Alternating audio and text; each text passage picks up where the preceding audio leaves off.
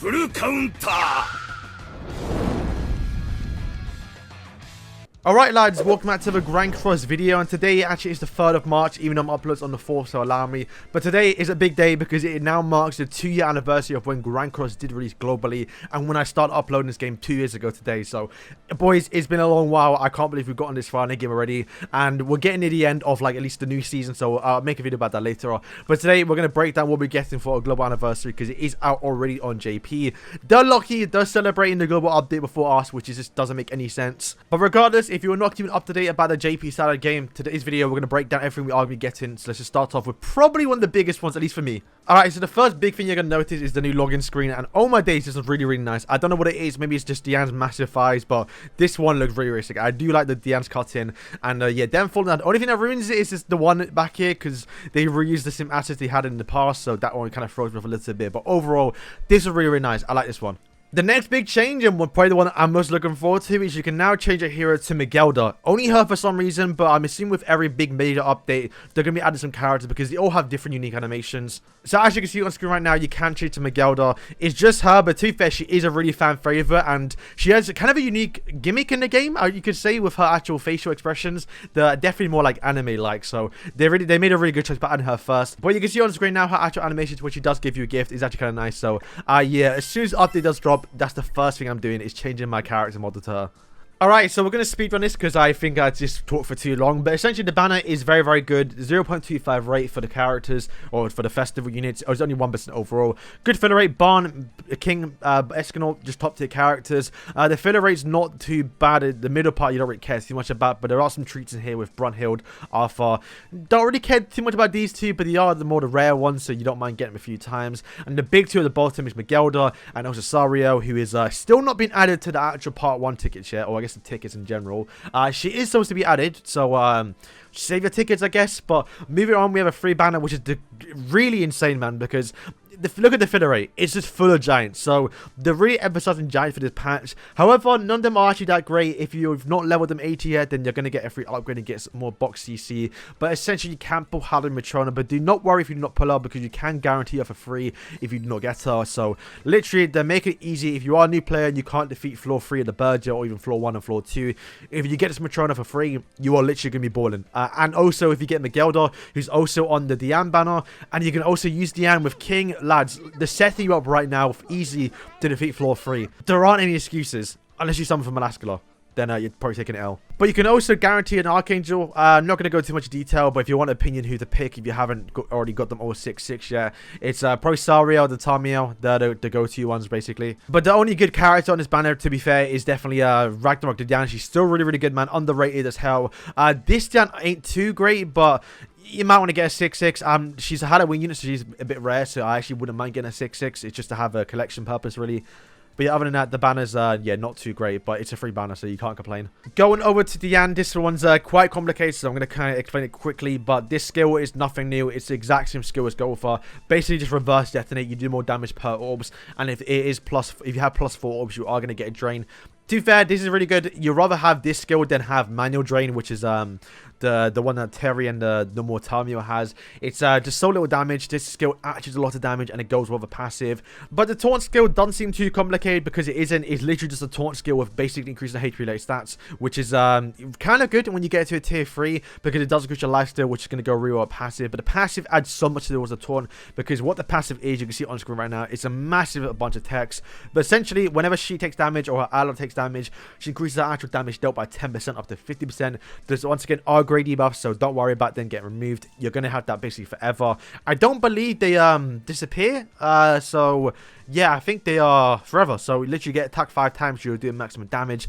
Also, she has a weird gimmick to where when she accumulates up to 500k HP lost, she gets a max, basically like 20% damage increase accumulate after damage you lost. So it's quite confusing, but thankfully Netmarble did actually add a feature in game, which is really sick, to where she actually buffs up during the game. when you're playing with Diane and you're taking damage, rocks start gathering around her. And you can see it right here. This is at the start of the turn. But when she has max passive, boom, you have rocks around her. It's really, really nice and a little subtle feature to show, yes, Diane's now max passive. I believe you can also check it by holding the skill, but I don't think you can do that if you're spectating. So, or if you're on the enemy side. But just a really cool feature without actually checking and going into it because, you know, time limit and PvP. It's really, really nice. And also a cool effect towards the end, having a unique animation. But that is not it. There is one more little feature at the bottom, which is when she is assuming a stance, allies take 40% less damage, which is once again kind of nice because kind of like what Tamio does. Don't know why they didn't just add it onto the actual stance skill, but it doesn't really make too much of a difference. But yeah,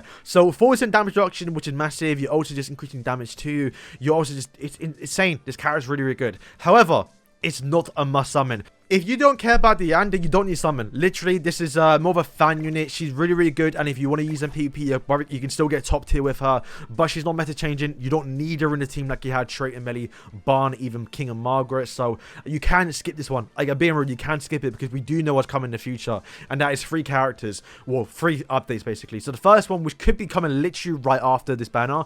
And we'll know in 2 weeks on JP, basically. And that is the Slime collaboration. But the Slime collab did leak with Diane. So it's very likely that we do get the Slime collaboration right after her. And if you are a massive Slime fan, then I would prioritize that collab first because, well, that's gonna be a massive update.